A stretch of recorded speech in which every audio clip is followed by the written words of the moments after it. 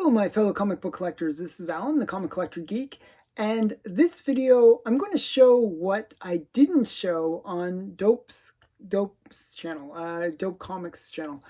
Basically, his channel, I showed my 10 biggest DC comics from the Golden Age.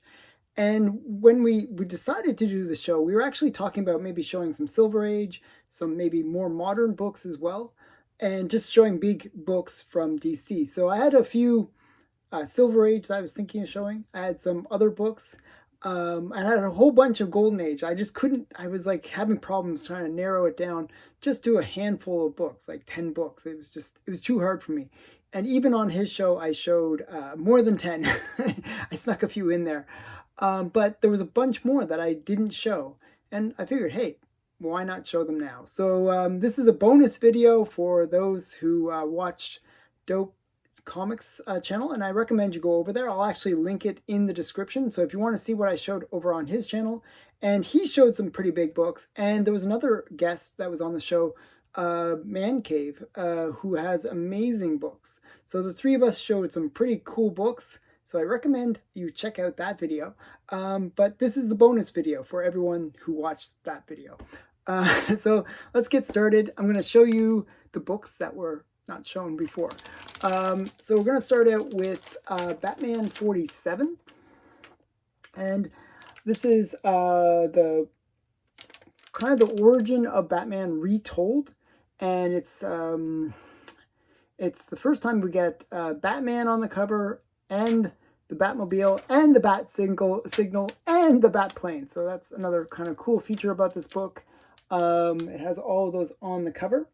And yeah, it's the origin of Batman retold. So it's one where it's more of an elaborate story, where we, the typical one that we hear is where he goes down the dark alley with his parents, after watching a movie or film or something. And his parents are murdered. This is where that story came from, and they actually catch the culprit in this as well. So that was Batman 47 from 1948. Another one that I didn't show, that I was really wanting to show, was Superman 30. This is the first appearance of Mxyzptlk. And I hope I pronounced that correctly. I'm not going to say it again because I'll probably brutalize it even more. But this is his first appearance, and just a cool Superman key. Mxyzptlk, if I said it right again, is one of the most powerful characters in DC because he can basically make anything he wants happen. So just a really cool character, and this is where he made his first appearance. Superman number 30, sorry, Superman 30. Also, one other cool thing about Superman 30, it is the first time that Superman officially has the ability to fly. So that's another cool bonus thing about that book. Before that, he could leap over tall buildings, but he couldn't actually fly. It was only in that book where they recognized that Superman can actually fly. Okay, next book was AllAmerican Comics number 89. This is actually the first appearance of Harley Quinn. Harlequin, I should say. Not Harley Quinn. But this is kind of like the prototype character, well, not prototype, but kind of an earlier version of a Harley Quinn kind of character. And she actually became the love interest for the Green Lantern. And there's even a wedding issue that they get married. Yeah, but she's kind of a bit of a bad guy in this one.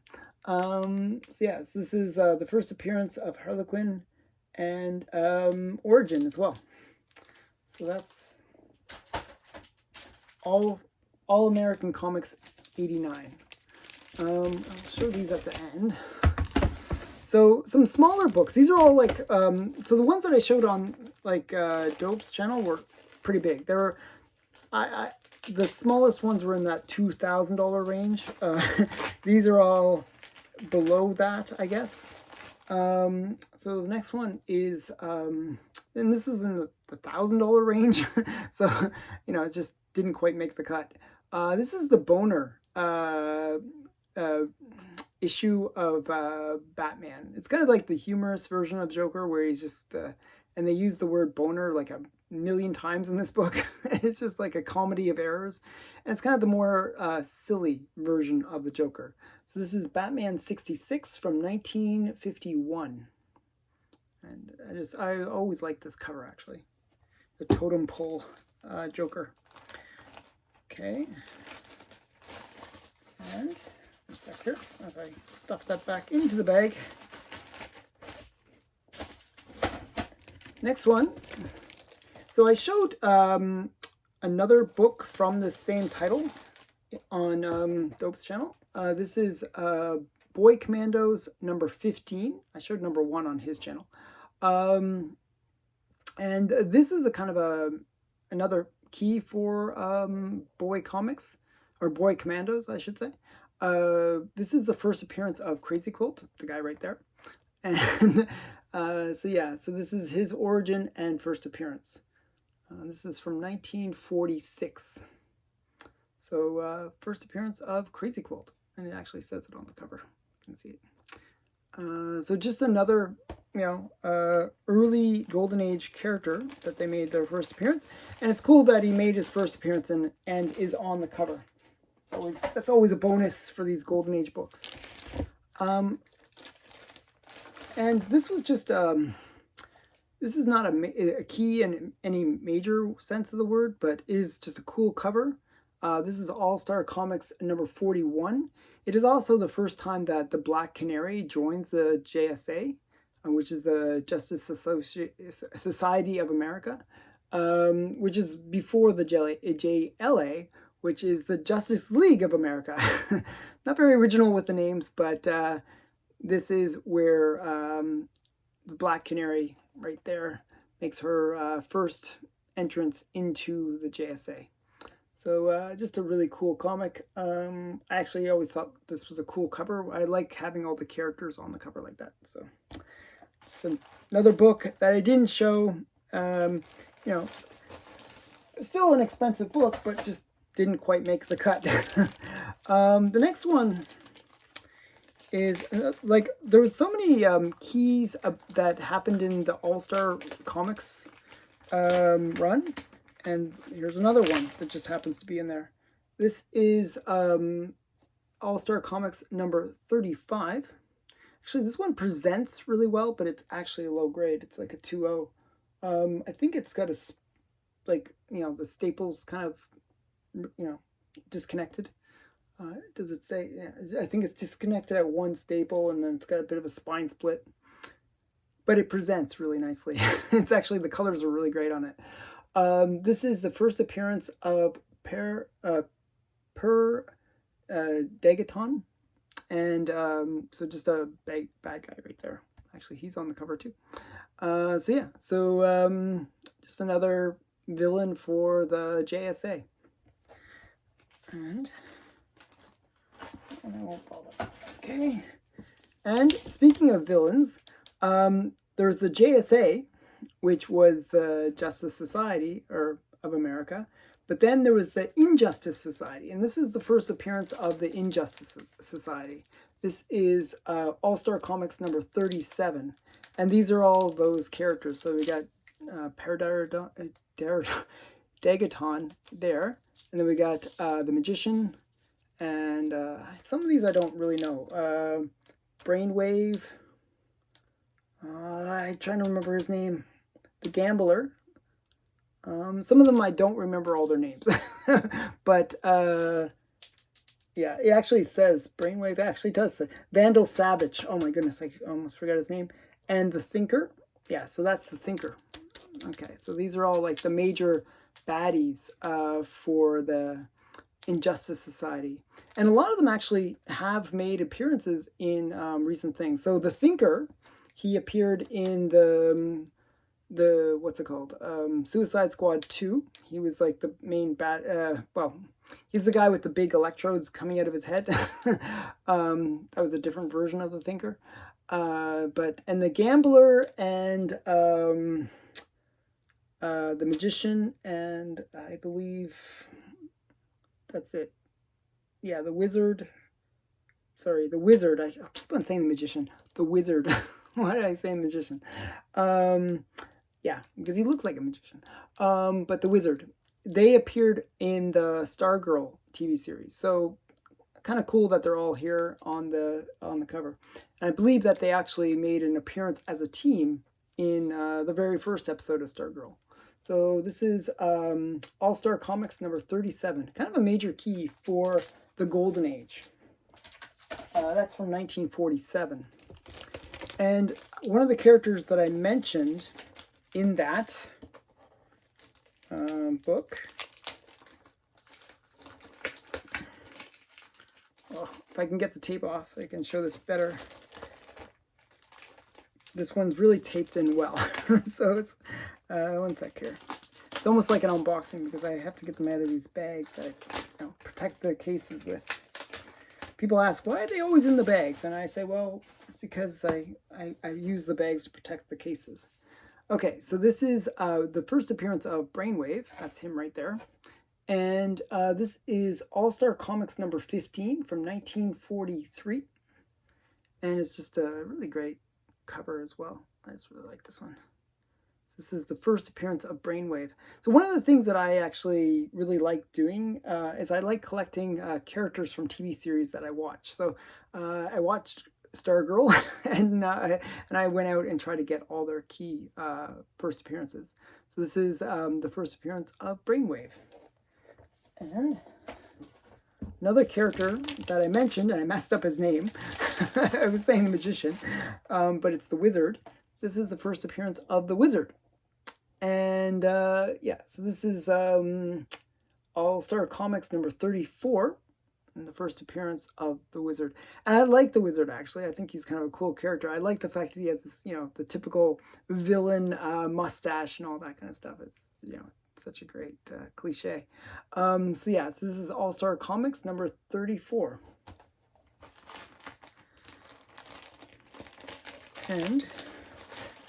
And all these characters, it was really cool. That's one thing I really liked about the Stargirl series, is they brought in all these Golden Age characters. Another character that they brought in that I thought was interesting was they brought in the Sportsmaster. And this is the first appearance of the Sportsmaster. The Sportsmaster basically uses different sporting equipment to fight. It's kind of a funny character. The first appearance of Sportmaster, and what's his name? Crusher Croc. And this is AllAmerican Comics number 85. Mine's a pretty rough. You can see it's pretty rough, but it is a 2.0, which is not too bad. It's up top that's really bad, which doesn't really affect the key part of the comic, which is the center part. So that's why I picked it up, even though it's a little rough. So yes, this is AllAmerican Comics number 85, first appearance of the Sportmaster. All comics, these are all like, minor, like kind of key appearances for the Golden Age, but not super valuable books. You can pick these up, as I said, probably in that $500 to $1,000 range. So fairly affordable, actually, considering the Golden Age books and first appearances. Another first appearance of a cool character is this is Action Comics number 42, and this is the first appearance of the Vigilante.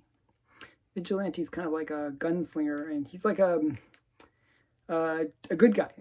So it sounds like a bad guy, but he's a good guy. So this is the first appearance of the Vigilante from 1941. These are all, I had a pretty big stack of books that I was like, oh, should I show these? Should I show these? I didn't know which ones to show, and I went really by price. Another one is this is AllStar Comics number 5 or 4, number 4. I had to remember the number. This is actually the first time. So in AllStar Comics number 3, which was shown in Dope Comics show that aired yesterday, and I'll link it so you can go check it out. We showed number 3 from this series, which is the first appearance of the JSA. But this is actually, that book is in a weird way kind of boring. They just formed the JSA, Well, this is the first time they actually work together as a team. And it's a really cool book, actually. It's a really cool story. They go out and you see all their powers and how they can use them to kind of save the city, basically. Just a really cool story. So this is AllStar Comics #4. First team effort, I guess. I don't know what does it say? Actually, it actually does say what it is. First adventure for the Justice Society of America. So, but yeah, first team effort. I don't know. I like my description better. So this is All Flash Comics #12. And this is another cool key first appearance. I mentioned this character a little bit earlier. This is the first appearance of the Thinker. And again, he was in Suicide Squad 2. And I actually bought this as spec for the Suicide Squad 2. And yeah, of course, he gets killed. Spoiler. But yeah, so this is the first appearance of the Thinker. Yeah, All Flash #12. This is actually my first All Flash comic too. I was quite happy to get it, just because I always wanted an early Golden Age Flash comic. Okay, 2 more Golden Age that I want to show. Whoops, sorry, 1 second. I gotta reach for them a little bit further. Okay, first is another All Flash. This is actually Flash Comics, and this is the first appearance of Rose and Thorn. That's her right there. So yeah, and she's kind of pinning down the Flash with all her thorns. So this is Flash Comics #89, first appearance of Rose and Thorn.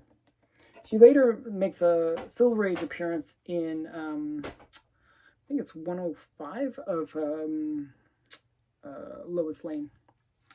Okay, next book is Green Lantern #12, and this is the first appearance of the Gambler. And this is actually a really cool one because you get this kind of wanted old time kind of Western style wanted poster. And then you got the Gambler in the shadow over here. And he's ready to kind of strike. Gambler is a very interesting character. So yeah, actually he survives in the show. So he's kind of a cool character in the Stargirl show. So yeah, so this is from summer of 1944. First appearance of the Gambler. And then I had some Silver Age. So I was like, oh, are they going to show Silver Age? I didn't know. So I was like, oh, I'll bring some Silver Age just in case. So I figured I'll bring some big Silver Age. And actually the books that I brought, some of the ones in the Silver Age are actually bigger than the ones that I bought from the Golden Age. Because these are kind of pricey books.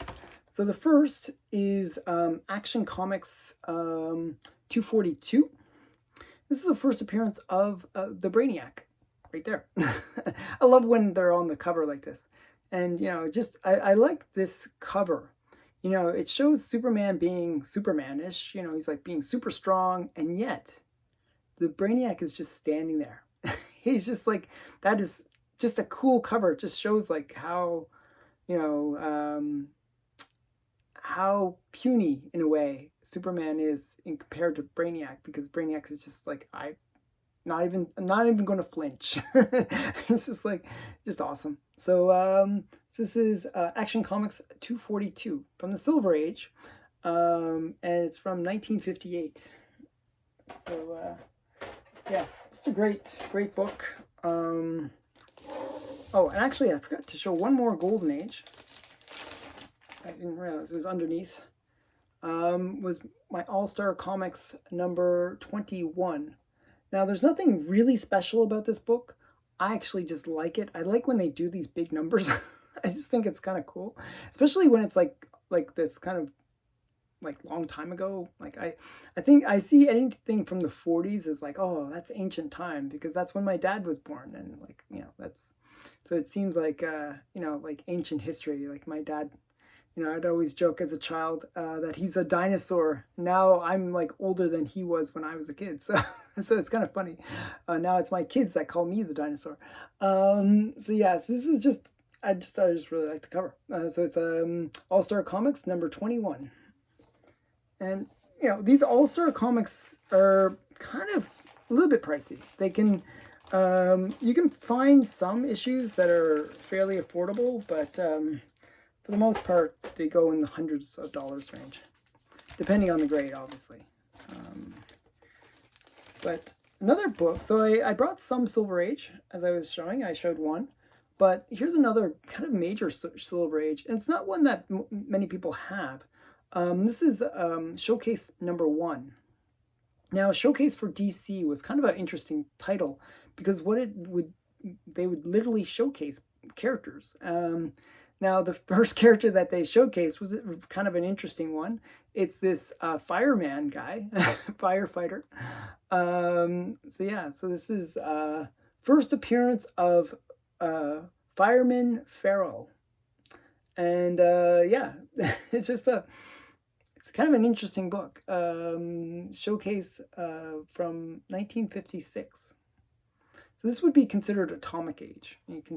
One of the things that's sort of a telltale sign for Atomic Age books, which were books that kind of appeared from the end of the Golden Age into the mid to really almost to the end of the 60s. Or not the end of the 60s, till 1960. So it's like end of the Golden Age to the 60s. One of the telltale signs is when they were first trying to figure out what to do with this Comic Code Authority stamp, they kind of wanted to really highlight it. So they would put these really massive, like, you look at like the ones that were in later issues, like in the Bronze Age, the Comic Code stamp is much, much smaller. Well, these ones, they really wanted to show that they were in compliance with the Comic Code Authority. So they made these massive stamps on them. So that's one of the kind of interesting features of these Atomic Age books. So this is Showcase #1 from 1956. And as that would be just like the code came in March of 1955. So this is like just the next year. So they were very paranoid about that. Now, a few issues later, you get some bigger names appearing in Showcase.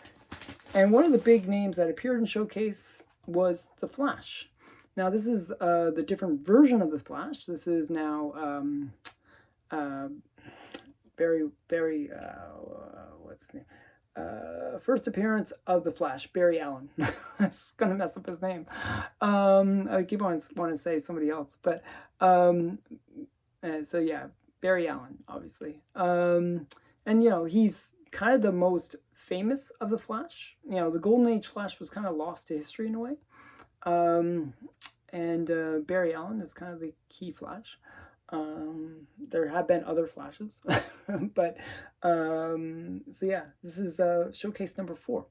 And to me, this is a kind of a major book because a lot of people recognize this book more so than earlier ones with the Comic Code Authority as the beginning of the Silver Age. So a lot of people will cite this book as the first Silver Age book. So this is, did they actually mention that? First Silver Age DC superhero. That's how they denote it. So yeah, so that's kind of a cool one. And it's also the first appearance of Iris West and the Turtle. So a little bit of bonus there. Okay, another major hero that came out in the Silver Age is Silver Age Green Lantern. So Hal Jordan. This is the first appearance of Hal Jordan. So this is Showcase 22. And this actually took Green Lantern's story to a very different style. The original Green Lantern wasn't the Green Lantern Corpse. It was more like a terrestrial. And this really took the Green Lantern to that whole different level of being like this, you know, cosmic police force. So this is, they actually say, origin and the first appearance of the Silver Age Green Lantern, Hal Jordan. First appearance of Abin Sur and Carol Ferris. So yeah, so I think the Green Lantern Corpse was originally announced in Green Lantern #1, if I remember correctly. You can comment below if I'm wrong, but I'm pretty sure I'm correct on that. So yeah, so it just changed up. Like the original Green Lantern from the Golden Age was much more like they had this sort of magic lamp that was kind of made into a lantern, and it was like this magical. It was more magic than it was out of this world kind of thing. And part of the reason I think that they switched it to this more out of worldly kind of thing is because it was coming out in 1959, and there was a real interest in like sci-fi, and they kind of, I think they wanted to take those elements and put them into the Green Lantern. So yeah, those are the books that, like, there was quite a lot there that I really wanted to show, but I just I couldn't show like like 50 books. So I got away with as many as I could. But those are some of the other ones that I had wanted to show, and I thought they were big books that probably deserve to be seen again. So yeah, so I hope you enjoyed that. Please leave me some feedback in the comments below, and if you haven't subscribed to the channel, please subscribe to the channel and like it and do all those wonderful things. And thanks for watching. Bye for now.